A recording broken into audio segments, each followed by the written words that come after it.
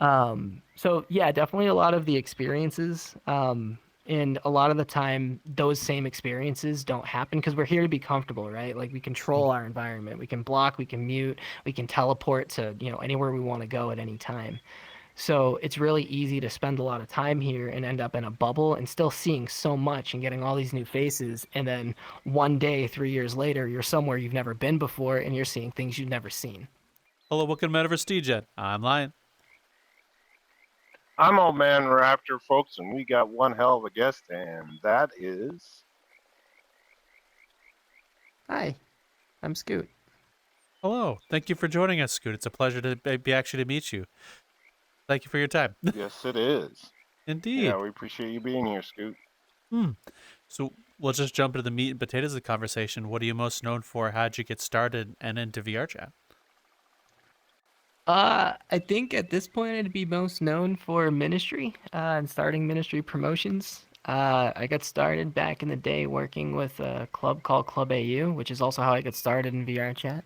Like most of us, I found a free-to-play game with my new Rift after getting Skyrim and Fallout VR, and after a few runs around the mill, I found some similarities to Second Life. I never played Second Life like that. I tried, logged in a few times, but a lot of my friends were into it, so I kind of had a predisposition to that type of culture. And so I went looking for it, right? And so like one day I went like, world hopping, asking random people like, hey, where's the dark side of the internet on this place, right?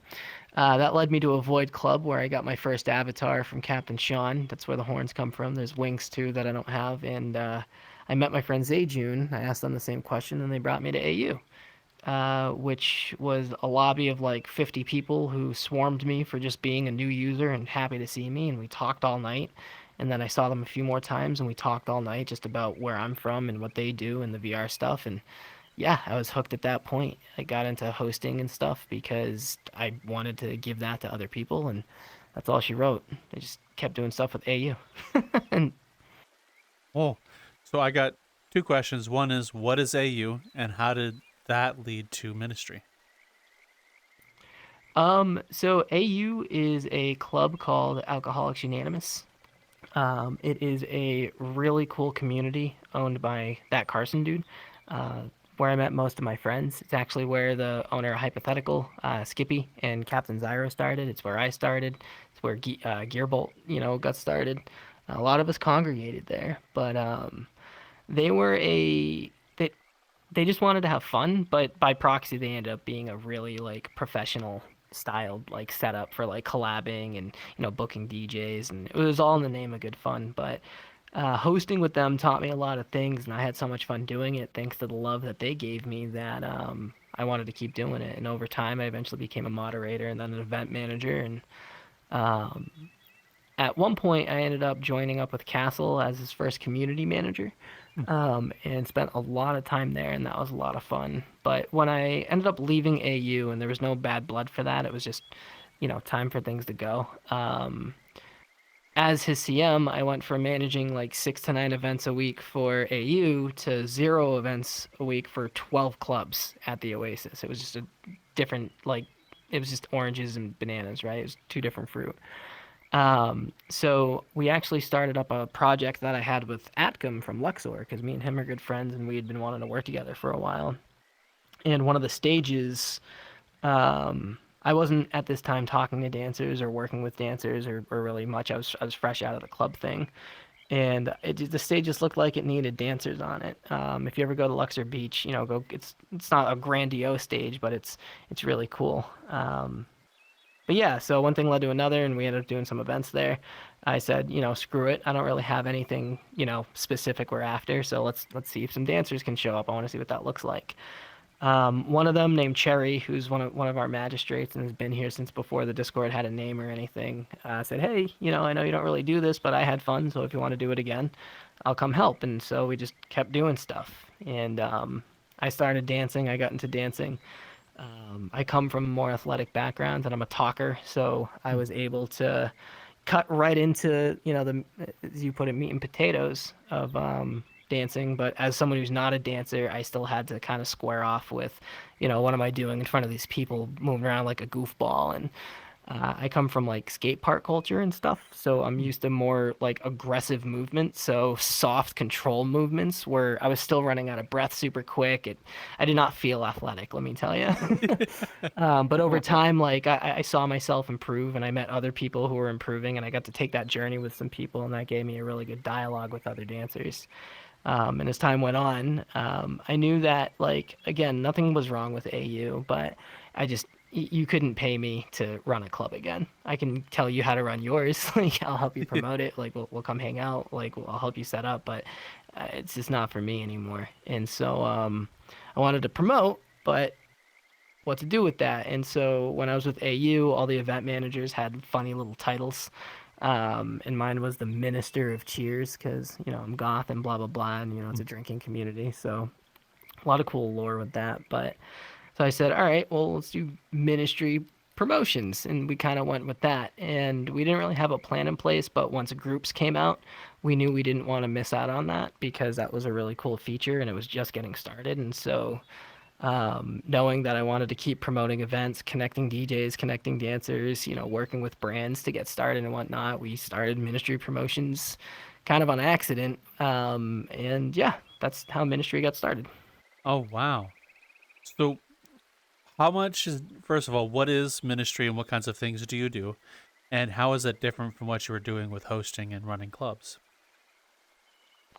So, Ministry, what we do is we offer logistics and our expertise to a lot of different, groups, big and small. We want to see the VR chat scene grow. We can't grow until it does. And arguably, we would argue as big as it is, we still think it's very small. It has a lot of growing it can do, and we think it will do a lot of growing. And we want to play a part in that. So what we do is we offer, promotional assets like, we'll come dance at your event. We'll help set up social media campaigns. We'll introduce you to other teams that we partner with should you need more specific things such as boutique staffing or white glove hosting or, more production value stuff. We offer media. We have a media team, and we've worked with people like our friends at PJKT. We've done media with Stellarium. We've put media up for the VRChat Entertainment Network twice. We got a video submitted and approved. That was awesome to see it on the Jumbotron for New Year's. So there's a lot we offer, but it's different because back with AU, hosting is hosting, right? You're like in front of the DJ, you're talking to people, you're talking about the club, and you're having fun, right? You're sharing drinks, you're calling cheers, you're dealing cards, you're setting up pool tournaments. That's something Nana used to do. Nana Bosho from AU. And now it's more so. So when I went from AU to working with Castle, it was mainly administrative. I went from setting up, collabs and networking for a club to clubs who already had their hosts, they had their security, they had their niche, whether it was dancing or being a DJ venue or whatever the case, and kind of connecting them to each other and trying to like uncover opportunities for them to either work together or branch outside of the Oasis to grow. And bring that growth back in, obviously, because the Oasis is a really good hub for communities to get started. And then with Ministry, we ended up going, more towards kind of evolving that more as kind of an outbound thing because Ministry doesn't have a home base. We don't have a venue. So it's going from a club to something like Ministry is kind of difficult to put into words because with a club, you have a sense of home, right? Like we have a sense of home. We have a very strong sense of community with our team and our members.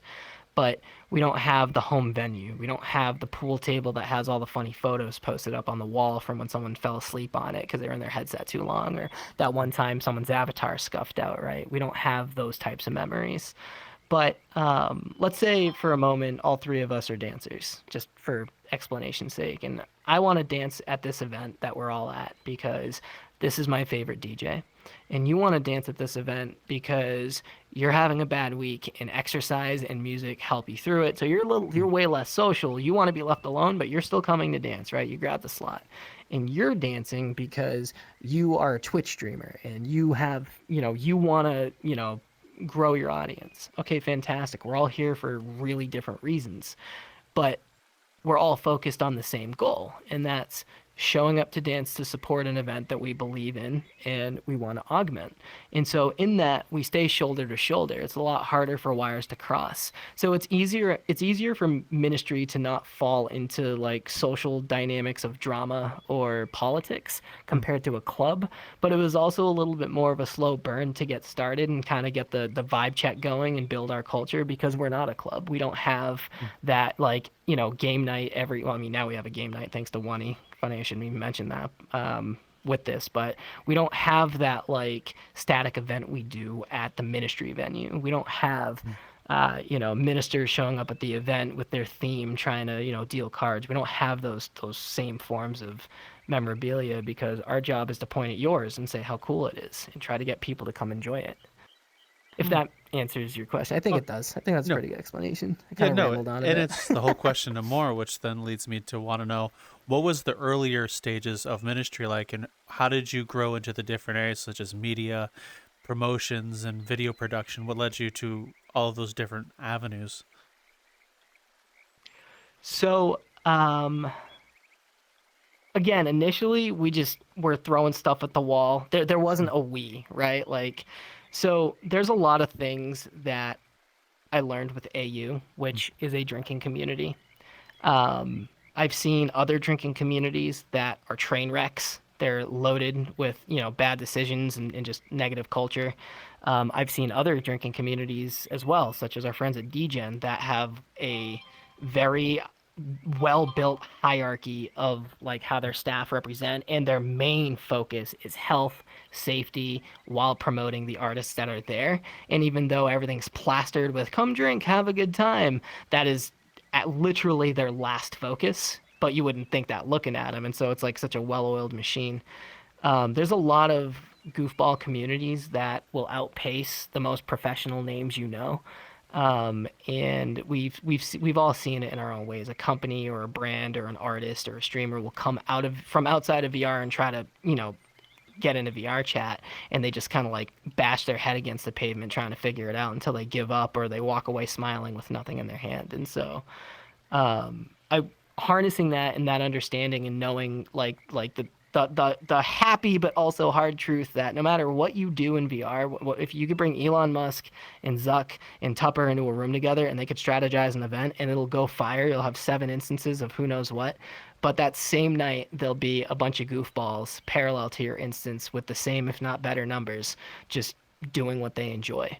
And being able to communicate that is, it's difficult to translate to people. And so with ministry, that's kind of what we focus on doing. We offer that transparency and kind of building that roadmap. So so in the earlier days, knowing I just wanted to promote, like we didn't have like a goal in mind. There was no there wasn't, this is going to be called ministry and we're going to get dancers and we're going to get media. I didn't know what I was doing because I just left my first club. And I felt like a fish out of water. I had nothing but esteem for the Oasis and what Castle was doing. And so I felt super out of place. There's a lot of imposter syndrome. And now I was like working with dancers, right? So like, I'm very athletic, but I am not a dancer. I'm a dancer now. I have to say I am. I've danced with my team so much that it'd be disrespectful if I said I wasn't. But there wasn't a goal set. So I'm sitting up there, like sometimes I'm dancing with other people that I'm like, holy crap, I'm on stage with you right now. And then other times I'm up there by myself being like, what's going on? So it was kind of scary, but we kept grabbing events, picking up things that worked. People liked the idea. Dancers were having fun. When dancers have fun, they'll tell all their friends and more dancers will come. If you give them a terrible time or disrespect them, basically anytime you're talking to dancers, always assume you're talking to 5 dancers in terms of working with them, for better or for worse. And they're some of the greatest people to work with. So it's really easy to not have that happen. But as we got started, I've always had a soft spot for multi-instancing. I can't count how many times I've seen a community that'll have over 1,000 of their members engage with posts and reacts, and then also be online that same night as an event, and then they have like 15-30 people show up. And so even if you have the full 80 show up, what about that other 900? right? Even if you only got like another 20% of that, there's having a queue. I found that when you have a queue of 30 people, that's 30 people who really want to get in. You're missing out on 60 who gave up to go do something else, right? And then you're giving up on another unknown number of who looked at that and said, I'm not even going to try. My computer can't handle it. And so knowing that I wanted to do that, and then we used to idolize groups like Poseidon and Calibrate because they did really cool big projects. We wanted to grow, right? Or well, I wanted Ministry to grow. There was a lot less we back then, but basically we started ramping things up. And Cherry from that first event I told you about, she took the reins, and we developed a role called Prefect. Where, if for those of you who don't know what a prefect is, think about it like in Harry Potter, right? They were students, but they were just a few grades higher, a couple grades, up, the later bedtime type deal. They weren't teachers, they weren't your boss, and it's the same thing here, right? A prefect with ministry isn't a dance lead, per se. Like, they're a lead, but they're not like a DC. They're not someone who can ban or tell you what to do or track you down. We don't have that culture. But they're there to kind of say, okay, like, I can call the shots. I can be a direct point of contact for the club should they need to get to Skoot or Cherry, who's now a magistrate. But at that time, we only had Cherry. And so we started doing more than one party at a time. And it was a little scary at first because, and so far, knock on wood, this never happened. But we've never been hit with, well, you have an event at the same time as our other event we're doing with you. That's bad for us. And we had to learn early on, and we did learn early on, thankfully, because we've never had an issue with that how to manage multiple events at the same time for different people for different reasons. And then we were able to kind of isolate that into multi-instancing as a whole. And so back then it was a lot more skeleton-like in terms of how we operated, and a lot of the things we learned we got to put together, and that's why we're able to do things like, when we work with Schism, when they have more than one instance they want us at, where we just plug and play. It's no different than if we had another night. With GearFest, we're going to be managing multiple other teams as well as our own, and that's going to go flawlessly like it did last year. And so I hope that kind of I'm answering your question a bit. I feel like I'm just trailing off, but from back then to now, it's very different. I also want to lead with, don't feel bad if you go on trail or tangents. We actually enjoy those because we get to learn a little bit more. So with that said, if you go on tangents, go for it. I'm going to be a star then. I trail like there's no tomorrow. Oh no, how terrible. You're on a show where you're supposed to talk for lengthy periods of time. How terrible. Oh, God. Wow, yeah. We want a show where you just stand and stare at each other like you're staring at a mirror going, God, I wonder if somebody's going to say something. Yeah. Maybe not today, maybe tomorrow. But Scooter, when you first came into VR, what was the weirdest thing you ever saw in VR? Jumping back The a little. weirdest. Mm-hmm. Okay. Wait. Oh boy. I gotta pick something I can also make digestible, right? Because I've seen a lot of weird stuff. All right. All right. So back in the day when I was younger, I used to party a little harder, right? We'll just put it like that. Mm-hmm. And when we were teenagers, we would go smoke pot in the bathroom stalls at the mall when it was too cold to go outside. And so we were, this is like way early on, before I even hosted with AU, but we wanted to do that again, and we were at a Black Cat. You can get into the stalls. So we all got together, and we wanted to go do our thing. And as we're like, sparking up in VR together in this little area, we hear this snickering in the stall next to us, and we didn't know what it was, and we thought we were going to get the jump on someone having a private conversation. So 4 of us ran through, and it was empty. But when you look down, there was this teeny little anime girl with a lizard and some weird alien thing waving, and she just goes, "Hello!" And they were just hanging out in the toilet bowl. And I thought it was one of those moments where it's like, yeah, we're gonna do something goofy in RP. Ha, we're so cool and edgy. And then like right next to us was this. I don't even know how to put it. That was probably a terrible example or a bad story. I don't know. All the actual weird stuff I probably shouldn't say on your show. It's all right. We've had people tell stories about hamburgers and hot dogs, wrestling and stuff, so don't worry. Yeah, no big deal. So, over the years, how long did it take you to find a good method of like promotion and helping others run events? And what were some of the lessons that stuck with you through that? Ooh. That's tough because we're always learning, right? Like, the scene today is not the same it was last year, and the scene last year is not the same it was a year ago before that, right? And I guess that's one of the hardest lessons to try to like explain to people, especially when they're looking for metrics or when they don't come from VR and they're in here and they're like, well, how do we get a community going, or how do we make a profit on a Patreon, or how do we become popular? And it's like it doesn't work like that, right?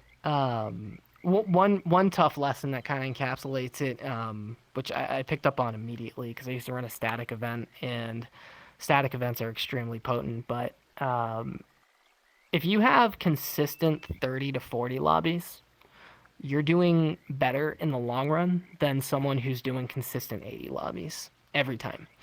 Because when you're in that like 20 to 40 range, those are typically people who want to be there, who are hanging out. They're members of your community. They're identifying with your space and they're making memories.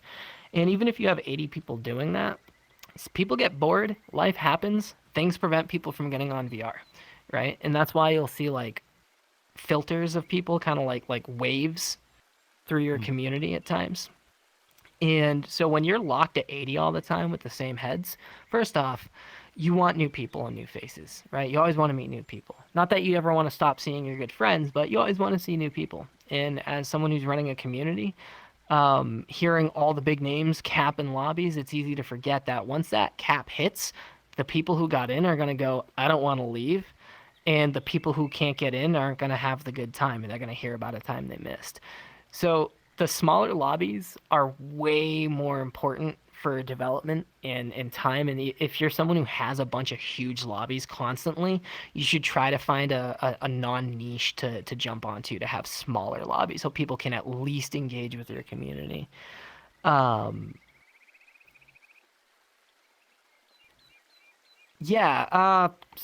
it's been a long day. It's been tough. I've learned that a lot of people, VR especially, is a place where people will go with what feels right versus what makes sense, and that's because it's a creative place. We really want to, experience other people's expressions and express ourselves, and we want to create and explore. But trying to explain things to people, for example, like multi-instancing, some of the most successful events I've ever seen have been multi-instanced, and some of the most high-end train wrecks I've ever seen have been multi-instanced. Trying to explain to people the importance of that when they have the bandwidth to do it, or trying to explain, all right, so actually optimization is better to explain this. You'll see people who are like, I've been here for 5 years, get a better PC, blah, blah, blah, blah, blah. Optimization is stupid. And then you have other people who are on the other side of that who optimize too hard.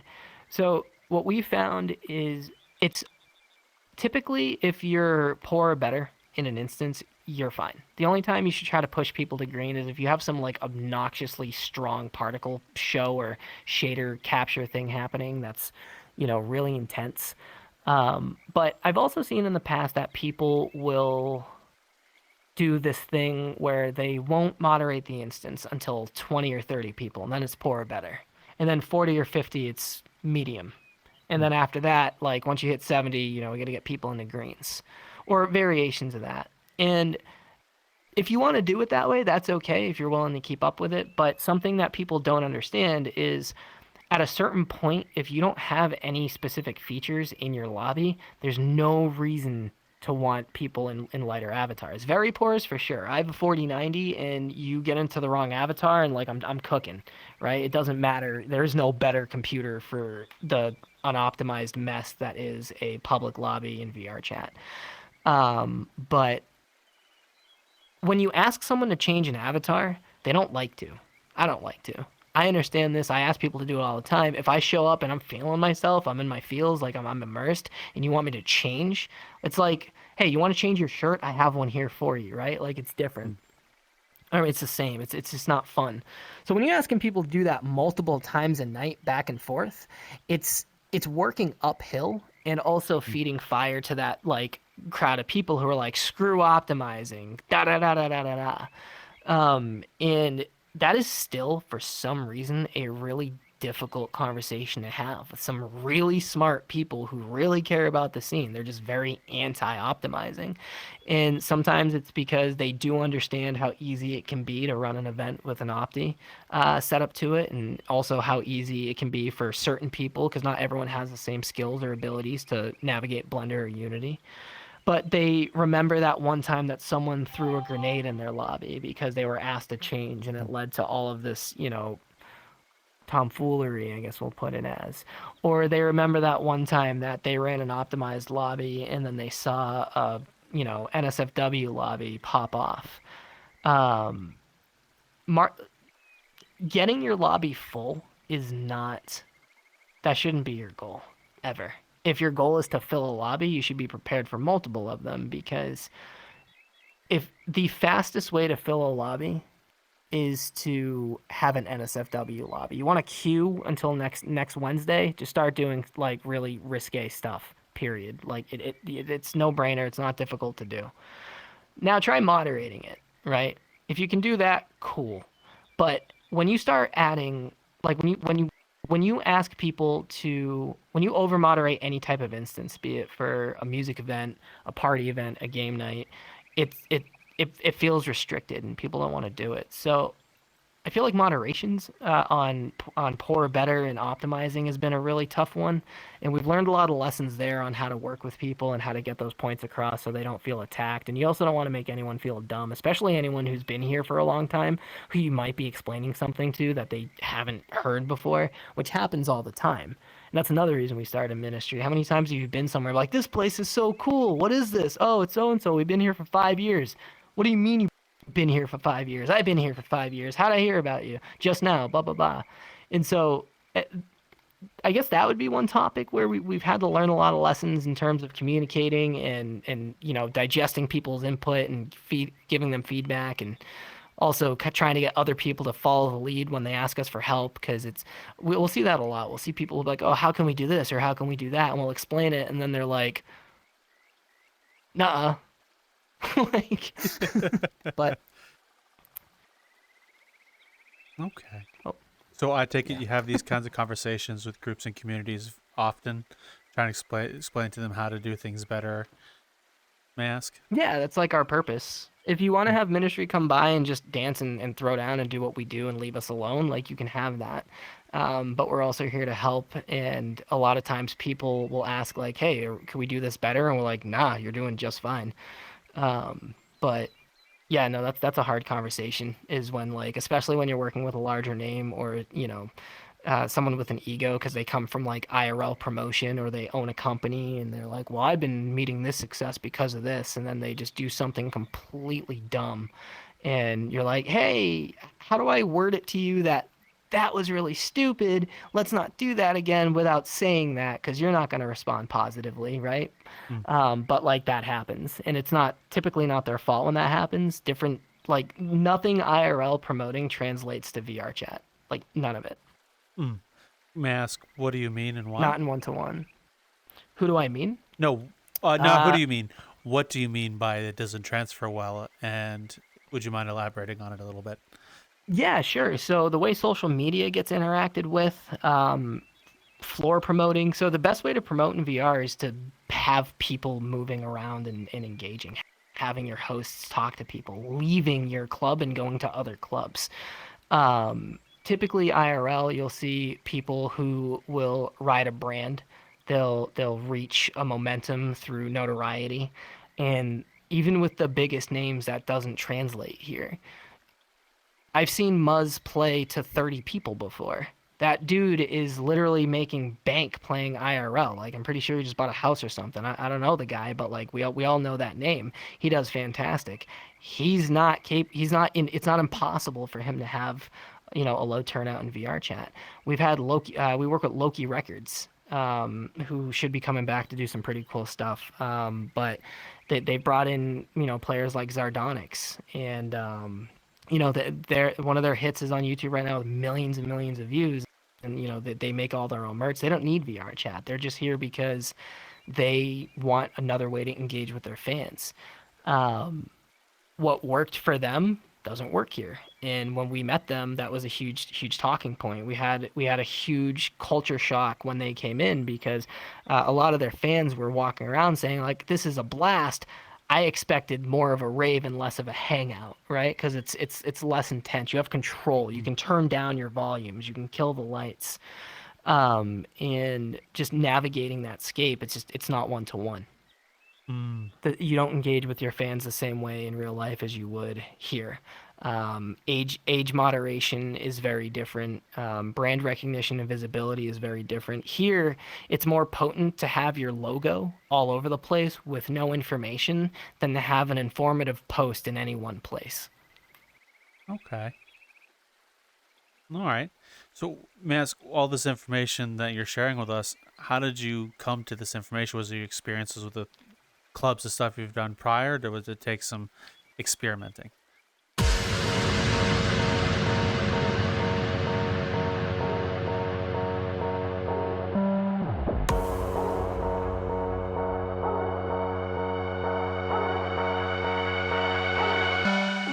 Hey everyone, it's DJ Gearbolt here with Ministry Promotions, and we invite you once more to GearFest. This is not just an event, it's a 4-day festival running from January 29th to February 1st, featuring an incredible lineup of 32 talented DJs and multiple hardworking communities. The party kicks off every day at 7:45 p.m. Eastern and runs until 3 a.m. Eastern. Don't miss a second. Join the Ministry Promotions group to secure your spot. But that's not all this year. We're turning up the love by partnering with the Red Cross to host a fundraiser. This incredible nonprofit has been a lifeline for the victims of the recent Florida hurricanes and the ongoing Los Angeles wildfires. Let's come together as a community to make a difference, inside and outside of VR. We couldn't pull this off without the support of some amazing collaborating teams, such as EOZ, PJKT, VRChat, and Lun from Virtual Market, with auxiliary support brought to you by Cybar, Black Tie Butlers, Hypothetical, and Legendary. And of course, get ready for performances by dancers from Ministry, Ascension, and Menagerie. Mark your calendars, tell your friends, and bring the energy. This is one event you do not want to miss. Let's make memories, raise support, and dance like there's no tomorrow. We'll see you there, and as always, cheers.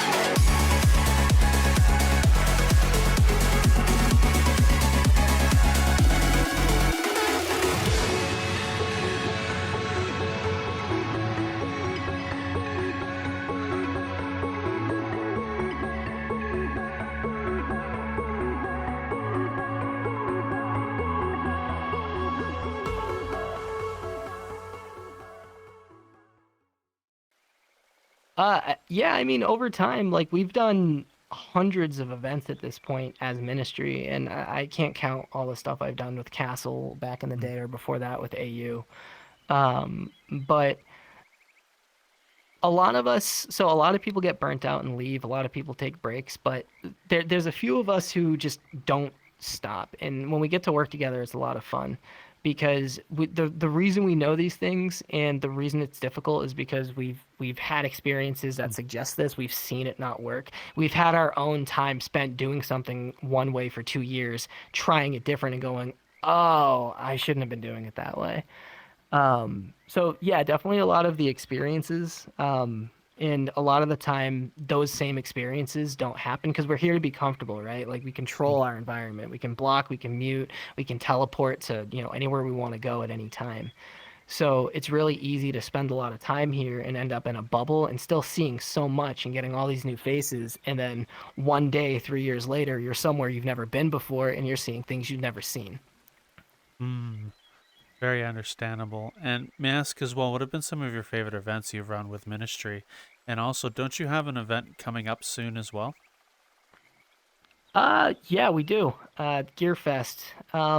The first two of those would actually be a huge favorite. When we did our collab with our partners at Temple, Mm. the Faceless and um, VCAT, that was a lot of fun. Elements with Focus Entertainment, Rift, Hypo, and a few other clubs I can't remember. That was a blast. Anytime we've gone to Reflections, picking favorites is kind of hard because I've had a lot of really good times at smaller events where it's just Mm. been really curated and you just had that magic moment playing in your head. And then there's also been like absolute bangers where I had no clue like those names would end up working together, and it's like this is Mm. so cool. Um, but yeah, for upcoming in a week and a half, we have GearFest 2025. We were at the first one, and that went well. And then we helped out with the second one, and it kind of exploded. Mm. But this year, we're working with the American Red Cross Oh, to wow. help out with the California wildfires. Myself and a few other people from the community are contracted to take calls through them. So we left it democratical. The last two Gear Fests, the fundraiser was Fight for the Forgotten, but we put it out for a vote and we asked for suggestions and we landed on the Red Cross before the fires happened. And now that they did, and I'm really happy we did. We have a lot of partners on board. We have several dance teams coming to help out. We're currently trying to promote with the VRChat team with EOZ. We just partnered with EOZ recently, so that's really strong that we're working with them on this. PJKT has been giving us resources that I've been able to utilize, and that's been extremely helpful. And Lun's been giving us shout outs more recently. So Mm. that's huge. But we have over, I think, 30 communities right now. I could list them all off. I'd have to pull it up. But every single one of them has been hand vetted for brand safety, and they've all been briefed on what the mission is. And GearFest is supposed to be a example of when a lot of communities come together to just have fun, Mm. how much of an impact it can have towards an objective. And this year, just like the other ones, it's a fundraiser, but it's the American Red Cross. And we have it designed in a way that everyone can just show up and have fun, but they're given free reign. We have like a moderation system in place, so no one has to worry about that, but it's completely free reign to host how they want to. We have Goon Squad who's going to be doing cards. I always mess up how they pronounce, but Luxnove or Luke Snove. Uh, I always screw that up. They're also giving us help, logistics. They're going to be doing performances. I'm working the world team that we built is comprised of Virtual Lily from Virtual Fest and some of Mm. the old music VCAT worlds, and Aztec Angelo from Rift and the Slyfest community team, and we have V from the Gathering, Rift, and also that team. So working with them has been a blast. The world is going to be Quest compatible. It's already super pretty, but we also are utilizing a feature called shader motion. Mm. So it's not going to be a projection. It's not going to be a hologram. The data from your trackers and your headset for the performers that are in full body, be it the dancers and the DJs, is going to be in every single instance. Oh, So wow. there isn't going to be a main instance and rollovers. Every single instance is going to be room for people. We're going to have hosts and moderation in all of them. We're also working with avatar creators, really good ones, like Revy the Robot, for example. We're working with Castell. Weebs Have Gay. And they have demo versions of avatars that are at least poor or better that look really good. They have a bunch of features, and so working with them, you'll be able to access their store from inside the world. But should you not have a poor or better avatar, there will be options there for you right on the wall. So there's a lot of features, a lot of love and care going into this. I think SCP Foundation's coming as well. I don't know if they have anything planned. I think Ancients and VRChat's going to do a mural. There's a lot of crazy creative stuff happening, all different types of video content and stickers being slapped out, and it's a lot of fun. But we want to see as many people who want to show up as possible, and we want it to be optimized because the number one question I was asked last year is, hey, can I record this? Can my buddy come stream? We want it to be a safe place for that as well. So everything is TOS ready, everything is clean, completely stacked with hosts, and we have a framework. So if all the instances fill, we can open up a couple more, no problem. And no one will be missing out on anything. Wow. So what started the first Gears Fest, and when you take the Gears Fest to a charity like American Red Cross, how do you sell the pitch, may I ask, and how do they receive your idea?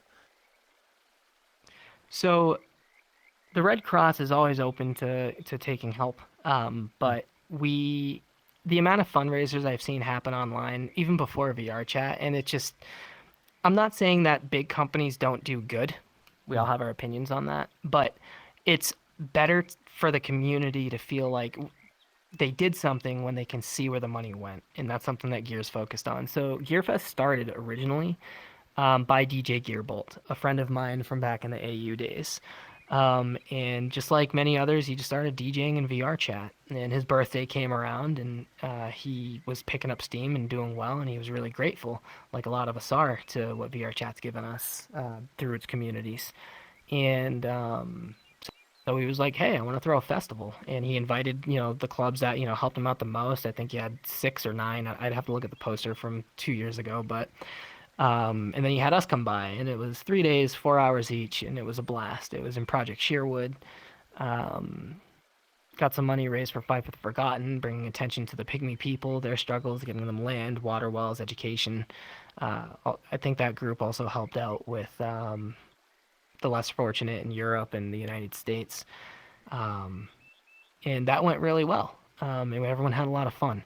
And Gear being a DJ, he set up a nice lineup. He wanted to, give an opportunity for everyone to collab and give a good audience to those who wanted to, perform, and it went really well. The next year, he let Ministry help out with setting it up, and same mission statement, but this time he kind of opened it up more to other communities. And at this point, Gear's been playing more IRL, and due to IRL work-life, ratios and struggles, he's not in VR as much anymore. When he is, he has a blast, but he's not around as much. But he started here, right? This is his home. This is home as much as me or you. And he loves it very much. And so last year we worked with Focus Entertainment. They provided the world, a lot of the features, games. We had a bunch of our partners involved. Same fundraiser, and I think we raised $2,300 that year, which is really good. We did 3 instances each day. The LATAM community, which is a bunch of Spanish-speaking Latin communities, did a pseudo side where they gave Spanish speakers a place to go as well. We had Club Italia involved. They helped out because a lot of them are trilingual and they speak Italian and whatnot. And it grew a lot. And from the lessons of the first one into the second one and the second one into this one, I think that's why this one has so much traction and why people believe in it so much, because it has a track record. And we've been there for all 3 of them to see, working with Gear intimately on what works, what doesn't, what to improve, what to keep. So in short, all of that, but in short, Gear just wanted to have fun with the people who helped him get started. And it became an opportunity for communities to come together and show just how strong a festival in VRChat can actually be. Wow. So what keeps things like Gears Fest and what you do with Ministry going? What motivates all of you? The community. That feeling you get when you see someone happy, when a mute finds their words, or someone shows up with no skills, now they're a programmer or a dancer, an acrobatist, or they learned about cars, or they got into fitness, or whatever the case, right? That sense of community and growth, that's bottom line my addiction. I struggle sometimes to find time and remember. I constantly have to be reminded by my friends and my team and my girlfriend, like, hey, you can have fun too, right? Because I'm always working on projects. But like, it's because that sensation of having fun and it doing something, watching people grow, like I'm just stuck to it.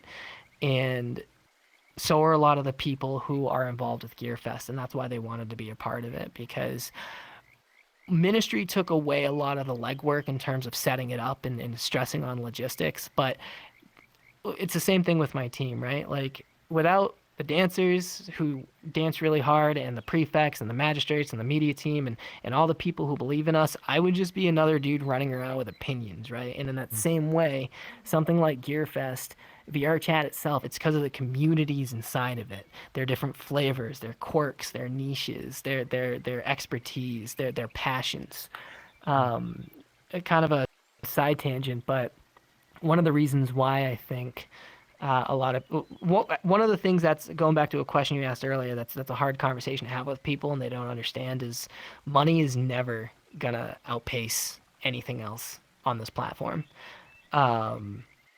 If Zuck doesn't have enough money to throw at it, because we all know he threw money at it, without community, you're not going to get these results.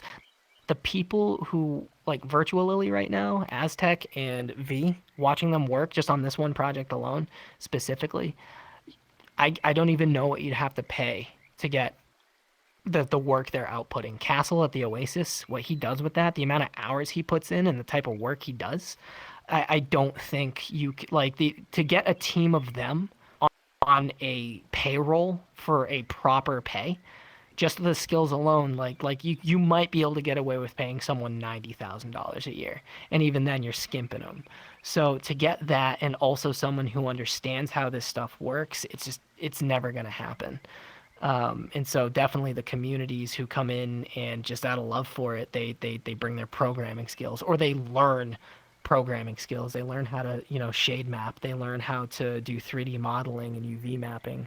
They understand, social dynamics, and they put their blood, sweat, and tears. Like, it's fun to be in VR and get pretty and become like a demon girl and all, but this thing is still hurting your face, and we're still jumping around. We're working really hard, and it's because communities love what they're doing. So yeah, just hands down, like, it's what communities are doing, period. Without the communities, like,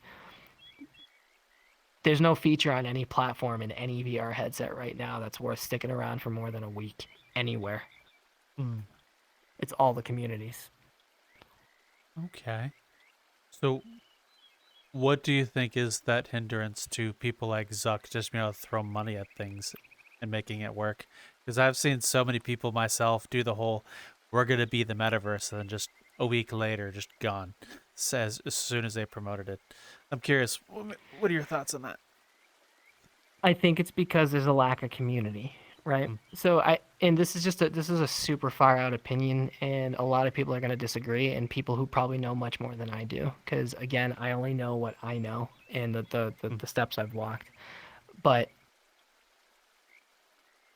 VRChat came out of a GitHub, right? It just started as a GitHub. It was just doing some things, and they had their meme cultures, they had their ups, they had their downs, and there's a lot of different communities that already exist here based on a lot of that. For example, AU. One of the things we all remember and miss is running around that big giant black box because optimization, right? And it was stupid looking back on it, but we had a blast. With the metaverse, with Zuck's metaverse, it's a challenge because to develop this there costs way more money, because he doesn't have that previous foundation of how can the community do it for me for free. And when a corporation thinks like that, it's really slimy. But at the end of the day, the meat of things are in the community's hands, the creators who are uploading. And what they're trying to do is just advertise and buzzword, and they're just throwing money at it instead of curating exactly what their communities can do. He thought it was more valuable to fake full body to announce it's coming someday than to just do like what are those APUs? What are the like? There's so many open source ways he could have developed something. He has the money and he didn't, right? And should he have done that, he probably would have saved a lot of money and had a lot of more success and gained face instead of lost face. But can't even blame the guy. You know, he's a billionaire, he has a different lifestyle. He didn't know that. He doesn't know that. He has no idea. Someone like Zuckerberg doesn't know how to smurf in VRChat. They don't know how to pretend they're not Zuck. They wouldn't think to do that, to come hang out. And if they did, it's because they had a checklist and a mission in mind. This experience a lot of these communities don't have, and you'll see it with other groups too, is they're like, I don't like this thing about VRChat, and they go and make another project entirely based on that, and then it goes nowhere, at least for now. We don't want that to stop happening though. Don't take what I'm saying as like I'm anti that. Please, like, we want 1,000 more people to do 1,000 more things.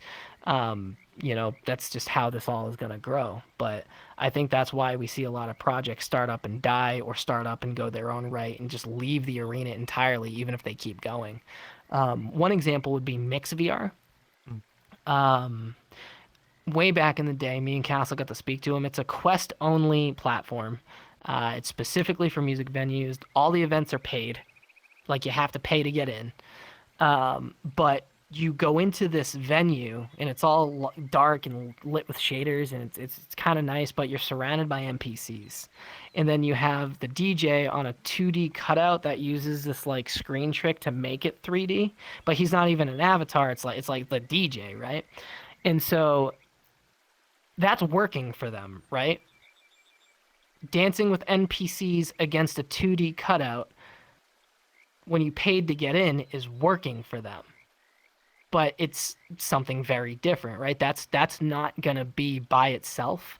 Or maybe it will be, but that's not going to be the thing that just starts pumping numbers like VRChat. It's just not going to happen. So pumping pumping money at stuff is just, it's never going to help. Okay. Money can't help, but that's not. If Zuck can't do it, you can't do it. You got a point there. Money doesn't solve all problems. Okay. And again, I apologize. I know you're loving it, but I just want to just verbally say I'm sorry that I'm so scatterbrained. It has been 2 weeks of nonstop, and this is actually my first time like chilling. This is actually nice. Don't ever worry about rambling and going on tangents. We enjoy it. It's how we learn various other things. It's not often can we on an average day sit down to someone like you who knows promotion and just be able to pick your brain, ask questions, and let you talk to learn. So please don't apologize. Indeed. So I'm kind of curious with Ministry, what kinds of things are in your toolbox, and how did you develop that toolbox over time? I think I know how to answer that. Like, toolboxes in like our like specific items, programs, websites, things you use, stuff like that. Oh, I can name one, and I can plug a homie too. So when we first got started with the dancers, one thing, and again, like, I feel like this was a benefit in retrospect, but not being a dancer, not coming from the dance scene, I had a very like naked outlook on how like I should frame things. And so we made this sign up system where I would put Unix time codes and then number them, because that way if you tell me like, okay, I want slot 3, that tells me what you want. But if you say 10 o'clock, what does that mean, right? So over time, even though people were DMing me saying, hey, I need that slot, and everyone was like, oh, and I miss it, honestly. I got to engage with the team a lot more. It was awesome. But it was heavy. People were like, oh, well, you're probably getting DM'd all the time. One of our dancers at the time, who's a fantastic programmer inside of VR, Moby. Anyone who doesn't know Moby, you should check them out. They're fantastic. They do great works. They made a bot. They literally took my format and they made it into a bot, and then we got to use it. And they gave it to Reflections as well, and we got to give it to a lot of our partners, and now it's growing. But that's a really cool tool, and I've actually brought that into I brought that into the GearFest server today, actually, to help me organize the VJs, DJs, and all that, as well as the other dance teams that are coming in. We use that for Flash Freeze Fest. We use that for Bikini Beach Blast. So that's an insanely good tool because we've all seen bots that are confusing, heavy, and obnoxious. It's worse using them than a spreadsheet. But in a lot of cases, this is easier than a spreadsheet. It's just a button and done. It's super cool. We also have a pretty cool dump of B-roll. I think that there's never enough B-roll. Even if every media community got together right now and put it in a pile, we might get through 2 months if we just start cranking content, but there's never enough B-roll. So we have a really fat folder from a lot of different videographers that we've gathered over time, and a lot from me, of B-roll of parties and instancing and different like quirks and shorts and skits. That came just from wanting to document everything. Again, so the media team happened the same, and is still being built, but the same way that the dance team did is we didn't set a goal for it. Media is part of promoting, so start stacking it, and slowly but surely it's taking shape. Huge thanks to Evening Sleepy for stepping up, and Anthro from the Purple Fox. They're my 2 prefects for that, and they're irreplaceable. Toolbox. I wouldn't say it's our toolbox per se, or in our toolbox, but the fact that we've convinced a handful of people at this point to use shader motion is really strong for us.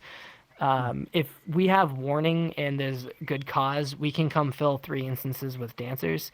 But if we do that, that's 2 other parties we can't go dance at that night. So we're not doing our job as well of spreading the scene some love. And having understanding of features like that, or like what DX did with Holospace, I guess we could count that. Being able to call on that and being able to talk to creators and go like, hey, put this in your world and we can do this for you. And then they do, and then we do, and it's like, that's actually a tougher one to answer, because no 2 projects are the same, right? Like, we don't really have many examples. I'm glad you asked that. We don't have many examples of like, this is our go-to thing for when this happens, because like it almost feels like everything we start is from scratch whenever we work with a new brand or face. Well, I kind of figured you guys had a lot more than just like, oh, these are our top 5 things. I'm just kind of curious as what some of the items were that you use as a group to like keep things going, or like you do in general, just to have an idea. Because I know various people use different assets and tools differently, but Yep. all of them do roughly the same thing. Because I'm just curious. You can learn more of what's out there by asking that question. Is why I asked. Yeah. We also have because Blue Sky, so we paid for Twitter Blue for no other reason than they locked TwitDeck behind it. For those of you who don't know what that is, because they hit it immediately, and then you had to go into legacy mode and do this script crap to get it back. But I can basically assign admins to our Twitter, so I don't have to constantly be on there, and everything can be vetted through me. But like, it can be scheduled. We can also schedule tweets. Blue Sky, which we love, does not have either of those features. So there are third parties, and we had to cycle through a few.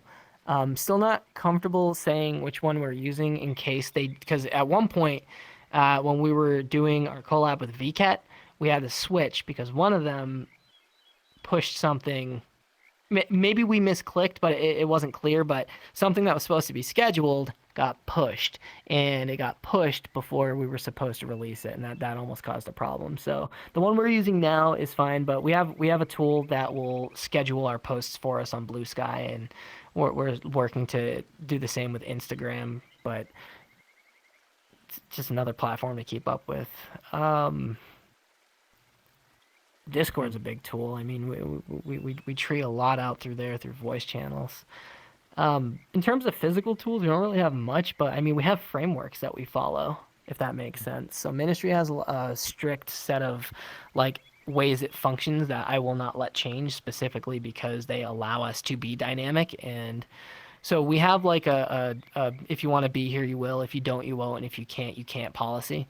We don't have any limitations. Like there's no you have to dance or come to do video once or twice a week to keep a role. You don't have to prove a level of quality. And that helps a lot with retention because, some of our best dancers didn't start as dancers. They showed up having fun and now they're breakdancing, right? Um, but with the prefects, for example, so the way that the prefect works is when, let's say it's 8 o'clock and the event started and everyone's joining on that prefect. Our dancers, it's just one single point of contact. We don't have to worry about instances and what event am I going to. Just this is your person, go find them. Super easy.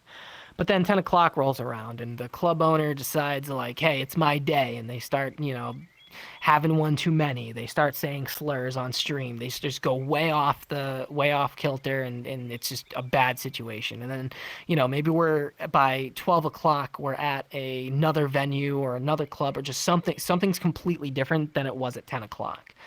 Instead of trying to interrupt the night of whoever's coming next, if they need to know, we'll let them know. But every single time something goes wrong, instead of telling the whole team or stressing people out or trying to teach them how to understand those dynamics, we just take the prefect and move them. And now, again, nothing's changed on the side of the performer or the media. They know where they're going, and it's perfect. We've been able to utilize that for multiple festivals, multiple large collabs, several times multi-instancing. It's a great way to get communities that have no idea how to talk or work with each other to the same place at the same time for the same things. So I could talk about a bunch of that stuff all night, but like things like that, I'd say are more like our tools that we rely on, that we have less so physical assets. Just certain frameworks of do's and don'ts and communication. For example, another feature of the prefect is they're not allowed to try to help with stuff to a certain degree.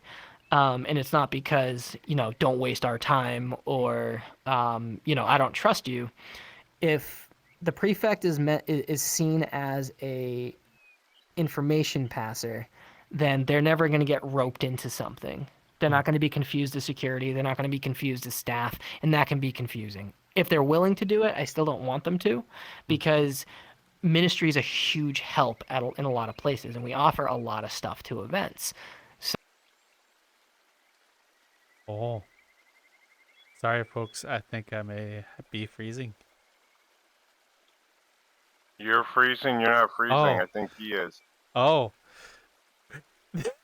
To be honest, I thought it was me because you were dead silent. I know. They went dead silent. It's like, oh, I've been goodbye, listening. world. No, I've been listening, Lion.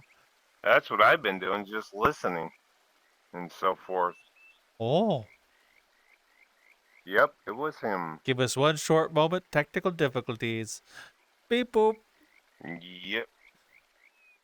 Hello, I'm here to interrupt your current video. Ask you a favor. Down in the description, down that way, is a link. Metaversedegen.card.co, which you have a whole bunch of other places. If you wish to continue following us, we have Twitter, which I run for us, which you get updates and other stuff and random thoughts from me. We have a Discord where Raptor, I, and the entire crew and all the other people we know will be over there hanging out. We game there fairly regularly or hang out in there, so feel free to go over that way and come chat with us. We'd love to meet you. We have a Spotify now, surprise. So if you wish to watch it there or listen to it there, it'll be there for you as well. Also we have a Patreon, which we have a whole other show, which we haven't been keeping up with, but we're doing our best. But we have a whole other show there for you as well. We would like to give a huge thanks to some of our supporters over that way, which is Future Oracle, Aliquum, Niche, and Forbidden Zero, all of which we thank you very much for everything. And hopefully we'll see you around and you continue to enjoy the content. Enjoy the current video. Oh boy. You're right back to where I was. Okay. That's weird. Wow. Yeah, that's a new never one. happened. That's a new one. I've never seen that one happen before. Neither have I. I don't know where you lost me, so we'll just be that's VRChat telling me to move on. Oh, well, I do have another question as well, kind of based on something you did say, which is how does VRChat get more communicative across groups? Because one of the things I hear a lot is how do I find groups or group communication? How do you guys navigate that, and what are some ways that can improve, at least amongst the community side anyway? So can you ask with a little more detail? Like, what's the goal? Like, you're talking about just ooh. networking to other communities as Communities a community, networking, or networking between communities. How do you guys navigate that? I guess is a way to put it. well, I mean, it varies, right? Because what's your goal? If you're trying to grow your community and gain notoriety, so you can be known as a fun and safe place to go, collabs all day, every day. Figure out collabs. Collabs are fun.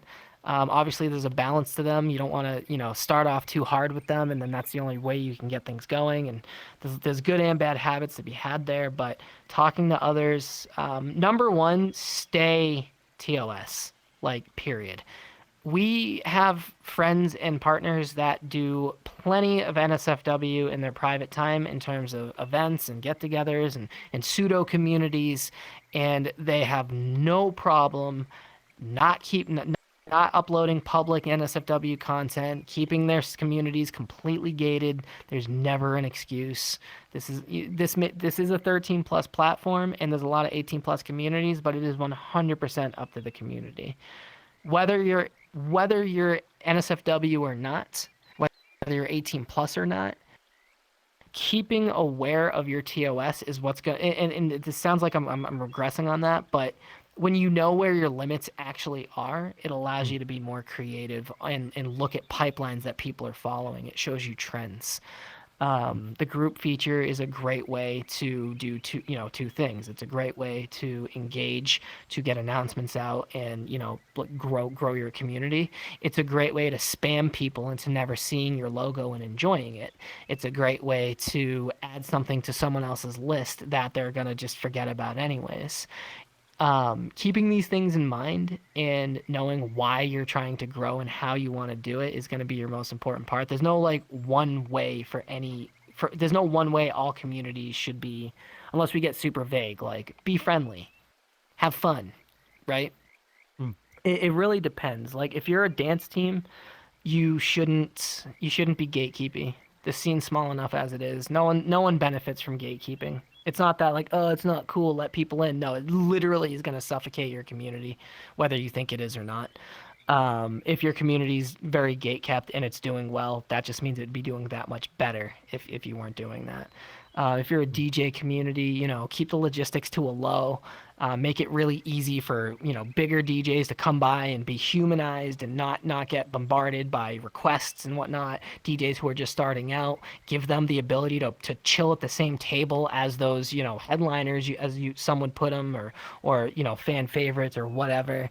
If you're an RP community, keep things friendly. Make sure your hosts are present, but just first and foremost, just make sure that you follow a TOS and the TOS, because that in and of itself is your first step of framework. If you can just keep that clean, that's how you're going to end up with hosts that are rowdy and loud and fun, and they're quirky and they say risque stuff, but no one ever gets upset. No one ever gets mad. They're all having fun. And it's because it's very difficult to step out of line when you establish, where you live in the TOS and what your TOS is in terms of a community and your staff members. Networking is 100% knowing where you are and who you're talking to. And why you want to be talking to them. If you're just doing it for the sake of it, you could swing some W's and you could miss some swings, but it's just definitely the following your own TOS and understanding your set and setting is going to be your best friend for networking, because I've seen, all right, so here's a great example. So the Devil's Den at the Oasis, fantastic community. We love Devil Goth. He's a great guy. Last I checked, at least, I think he's a great guy. He's been a good guy to me. But he'll do something that a lot of clubs hate: drinking songs. Now, hear this out, start to finish. So he will grab 6 or 7 people and bring them outside and down the street. And then he has this thing where they pick a song, and at certain parts of the song, he'll raise his scythe and everyone has to take a drink. And again, just like with Degen, he's not trying to kill anyone. He's making sure people are drinking water. He doesn't, he tells people take the headset off if you gotta, don't be making a mess of yourself. But while they're out there, they're having fun. And then when they come back inside, he drops those people right in front of the DJ. Now, these people typically wouldn't have been in the he's not going to take them from the DJ and do this. He's not going to grab them from something they're doing. This is just stragglers, right? He's looking to get people to have a good time. In his club, it's very effective. But in that same way, somewhere else, it'd be very ineffective. In fact, it'd be a detriment. I pick him as an example because I've seen it at his club where someone from another community saw him do that and went, "Oh my God, why would you do that? You booked that DJ who played their heart out and you took them away," and they got so mad and they left. 5 minutes, he had 7 people outside, and when he brought them back in, they were ready to go and they were having fun and they were in front of that same DJ pounding their fists and having a good time. So things like that you want to keep in mind. What works for you isn't going to work somewhere else. Figure out your TOS, figure out what you're doing, why you want to do it, who you're networking with and why, and that's how you're going to have the most fun and retain the most people. Not everything's going to work for everyone. Goon Squad took the table from drinking night, not literally the table from drinking night, but we all hate drinking night because we all started there, but we all end up going back there because it's drinking night. We go there and play cards, or we sit in front of a mirror. They took those elements that people typically don't like because you don't want them you're playing a set, you want people in front of you, right? They put that in front of the DJ in such a way that it just works. You have the dance podiums, you have the DJ and this big table, and they have this rotation with their host. It's super professional. It's so cool. And they took this thing that people complain about and they turned it from a negative into the positive. Will that work for you? Maybe, maybe not. But that's how you're going to do best with networking yourself, is isolating what works for you and what works for others and making sure those wires don't clash. Just be open, understand your TOS, know where you are, and just stay friendly. Okay.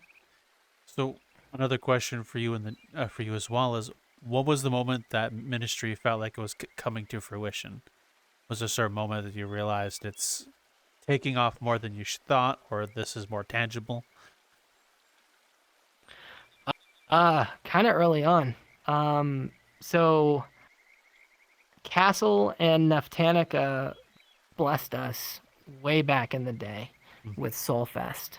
And Neff brought in a bunch of big names, and this is actually kind of hard to answer because like the imposter syndrome is real, right? Like we all we do is look at metrics, and so the scene is doing well. The concurrent user count is excellent compared to other Steam games, and I was actually just having a talk with Len about this because that's like that's his thing. He's a technical marketing director, and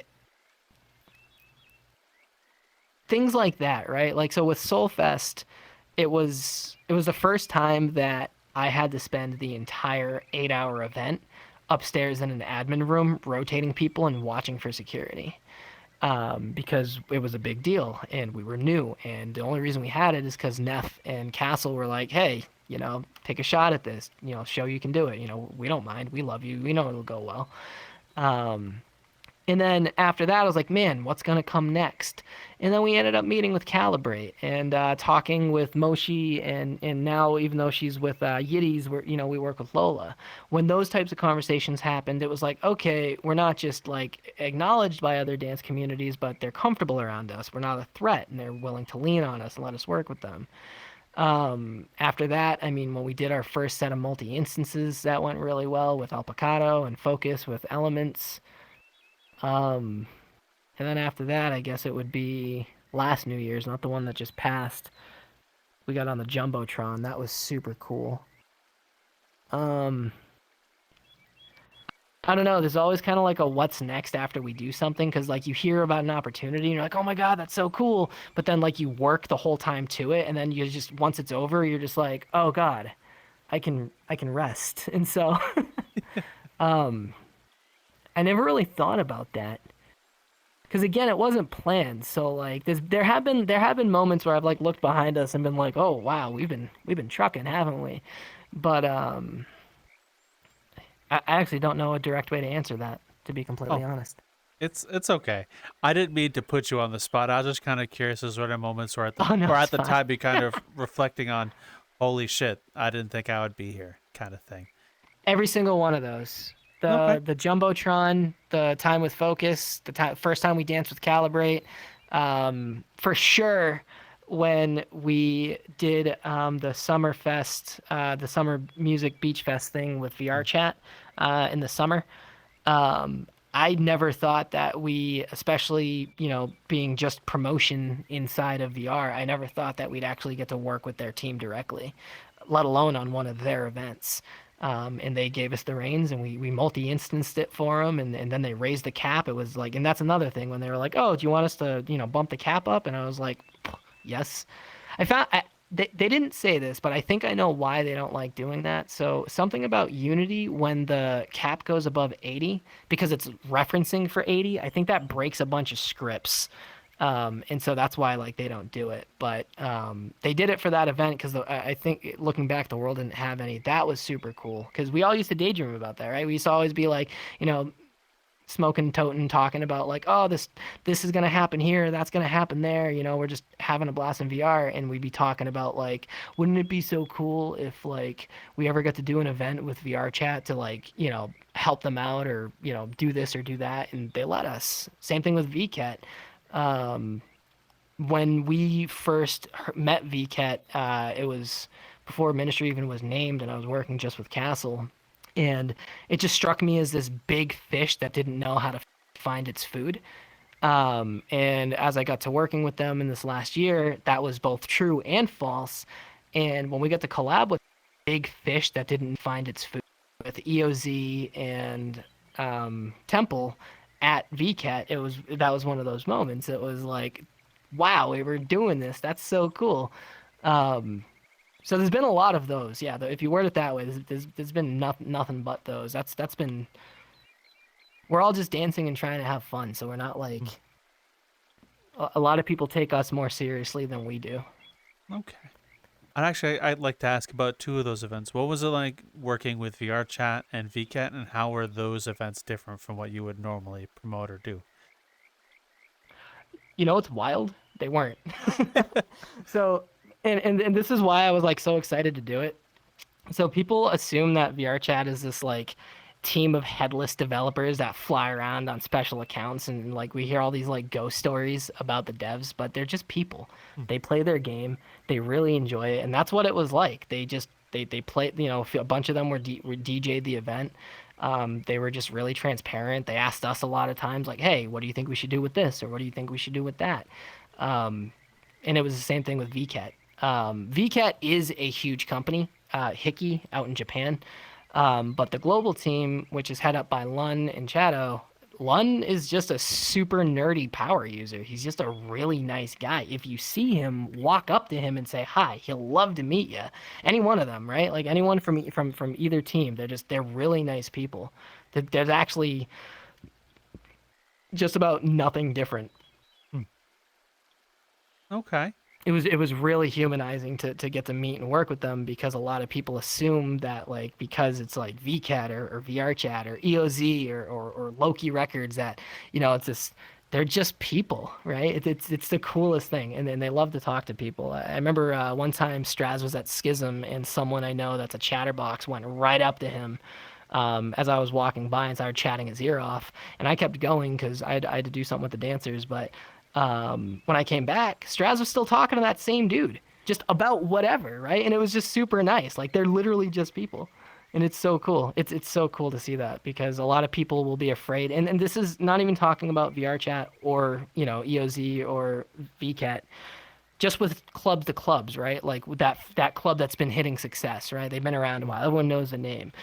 I don't want to bother them, they're busy, or I don't know if we can talk to them yet, we might not be cool enough. That doesn't exist. That's literally just a fake mental block there. That doesn't exist. Anyone who says that exists, it doesn't exist. That's not a thing. You can walk up to anyone and talk to them about anything, and you'll probably get the collab you're looking for. Like people are so cool. It's so easy to just talk to people. Okay. That's the best way to network. To your last question, just walk up to someone. Just go say hi. That's it. Like you'd be so shocked how easy it is to book some big name if you just say, "Hey man, how are you? Would you want to?" They'll be like, "Crap, when?" "Oh, sure, let's do it." And then you walk away like, oh my god. But like it was that easy all along. Okay. So I'm gonna ask another question for you as well. Did you ever expect Ministry to get as far as it has when you first started? Looking back. Yes and no. The goal was always to hit these types of points, but again, it wasn't like a planned thing. And the name came from like falling onto like, Minister of Cheers promotions, ministry promotions, right? There wasn't so like yes and no, because like that was the goal, right? Like I always wanted to like the goal was to eventually get to a point where we could multi-instance and where some company sometime would ask us how to do something and we would make their experience better, and we've done that. What that looked like ever in the past, I never thought about it, right? Like that. I was never like, oh, it's gonna be these guys or it's gonna be those guys. And we haven't really done much that other people haven't done. Like a lot of the times, because of the way like things are presented, it can seem like it's a great feat. But every Wednesday, Lund does a world hop to talk about VCat, and you can go see all the worlds with them. Anyone can sign up for VCat. Big and small communities alike. It's like it is a lottery system. We've seen it. Like Lund is literally the technical marketing director, and he's had his applications for a booth not go through. Right? Like, if anyone's gonna get nepotism, shouldn't it be him? Right? But no, not the case. Without like he walks like he does so much stuff. Like it's insane. So my brain's starting to shut off in the middle of talking, Lamau. What was the thing you said? I'm so Did you tired. I'm ever sorry. the path you've been on so far with Ministry, you and your team, did you ever expect to be in the Oh seat you're at yes. now? I guess no, but again, it's not like it's cool, but it's also not that cool because like anyone can do it. Like do it, please. The scene's growing. Like that's our whole mission is to like be like, hey, did we run out of real estate? Sick. Let's make more. Let's get more new users, right? Let's make it grow. Hmm. That's the whole mission statement. Okay. Give Now, the scene dignity and examples of. Oh, go ahead. oh Sorry. no, no, no. I got a little I was latency. No, no, it's okay. I interrupted you. I was gonna say, with if that's your mission statement, did Ministry start with that as a mission statement, or was that developed over time? Yes. No, the goal has always been, even before it was called ministry, or I knew what I was doing. The goal was always to increase other people's experiences in quality and just engagement. We want more users. When I walked into VR and I got that first sensation of like, wow, these people are awesome. I feel loved and at home, and I didn't have to leave the safety of my home to do it. And I saw how healthy it can be and just how much like you can benefit and learn. The skills I've picked up from VRChat are insane.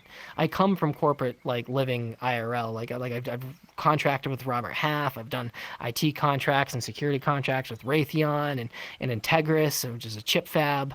I used to be an account manager with Verizon. I've sold cars, and like I have a lot of skills in that regard. But in VRChat, like the 3D stuff and just using those skills to talk to people, that's always been the goal. It's always been my addiction to try to get as many people to put the headset on, find a good reason to keep it on, and move on to the next. Okay. So I would say, or would the community be the reason why you keep it coming back yourself? 100%. Hmm. 100%. I have long since turned this into a job for myself, and not that I don't have fun on here still, but no, 100%. If it wasn't for the communities and like just this like tight knit love that two strangers can bond with over an avatar, an idea, a feature, I probably would have moved on to something else. I would have turned something else into a job. Okay.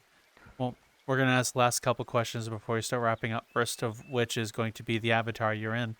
What made you choose it, and is there anything about it that means anything to you? Yeah. So what's funny is back at the Void Club that first day, I got an avatar. Can I change really quick Feel into free. the other one? Feel free to change as much as you want. So this isn't that avatar, but this is the first one that my friend Foxy commissioned for me. Where is she?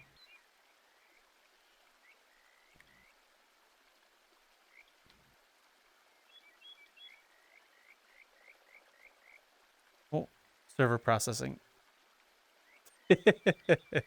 Yeah, it's been laggy, and sometimes my toggles take a sec, so I just popped off cam for a moment. That's fair. We change into another one and then this one. Oh, you.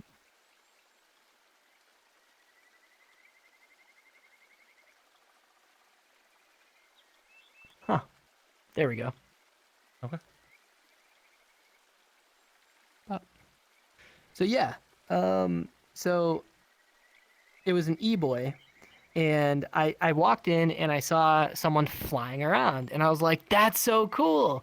And Sean just walks up to me. He's like, hey man, do you want a flying avatar? And I was like, absolutely. And so it was this e-boy that had these wings and these horns, and the feature still works where I can like fly around based on viewpoint. And so it's really neat. But I had Foxy make this one off of a penguin that I was dancing in, because this is when I started getting into dancing, and I really liked the way the hips worked, because the other one just had no topology for like, bones and whatnot for like moving around and twisting, and you know and the skirt's cute. But anyways, over time, for other reasons, because this one's obviously cute anime demon. There was the other one, which was made by Bambi, and back when there were like, it was way less scrutinous. I'm not about anyone who's like been like part of that like old school ripping culture who used to make games out of it. I think is disgusting.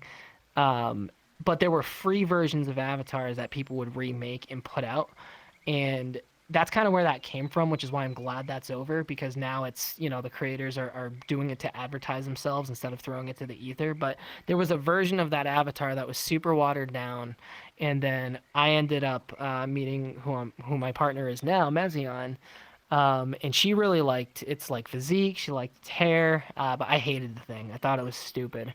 But I'd wear it sometimes for different needs, because it had a pen on it, so I could draw with the finger, and it had chroma cues and audio link. And so she bought it for me one year, and that's when I took some of these features from there. These horns that if you see them anywhere else, please tell me. I'd love to find a friend, but I don't think you will. I don't think you'll see these horns anywhere else unless it's from Captain Sean or a ripped asset. And then I had this one made, which I'm gonna also do the same thing.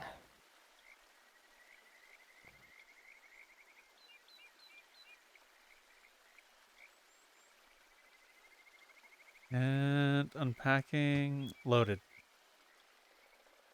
Fantastic. It doesn't have the wings yet, but it's got, the horns, and the wings are on here. I just haven't set the blend shape because I kind of want new ones. But yeah, this one's me. And now I have different variations of it. The one that I was in when I first walked in is the event one, because I optimized it, and it has the camera system on it and the logo, and it's got Ministry on the back. But yeah, so that's kind of the history of my avatar and why I wear the one I do. I identify with it a lot now. Enough time has passed, and I've learned how to work on it myself. So this is me. Oh, well, thank you for sharing that. And the name you have, why did you choose it, and why do you still use it? So my gaming email is gamingskoot27. In Discord, it's Skootaboss, because back when everyone went from emo to like fake goth to emo to hardcore kids to whatever trend it was, everyone became like, call me B Trap, I'm a Jay Frizzle, and like just these like just it's not where they came from, like just corny stuff. So to troll them on Snapchat, my name was Skootaboss, right? Because they'd be like, yo, call me like B Trap or like T Boss, and it's like so. Anyways, the name had 27 at the end of it, but when I got into event running, and I'd have to like split my attention between conversations, because you know how it goes in a packed instance, everyone's yelling at everyone. If I heard gaming, I'm so happy to see you, gaming, then like I wouldn't stop my conversation to go like look, because that's someone that knows me, but I probably don't know, because they'd be calling me Skoot. So when I went to change it back, I thought, all right, we'll just keep it as Gaming Skoot. But now I can't change it because it's already like I've had it so long. I'm Gaming Skoot. Okay. Thank you very much for sharing that. Where can the audience find you, or Ministry if they wish to find you? So you can find us on YouTube. We have our website up, but it has coming soon on it. So you can soon you'll be able to find us on ministrypromotions.com. Our Discord is plastered in a lot of places. You can search the Ministry Promotions group on VRChat and find a link to there. We're also on Twitter and Blue Sky. Oh. And all of those will be in the description below for you. And this is about the part where we'll give you, the audience member, a question. I like to ask you, what's your favorite meme? I'm gonna be honest, mine's still the spinning seal meme from the early 2000s. Can't tell you why. It pops in my head every now and again, but it'll haunt me till I die. With that said, Mr. Raptor, you know the thing. Yeah, I know what you mean by the seal. Oh my God.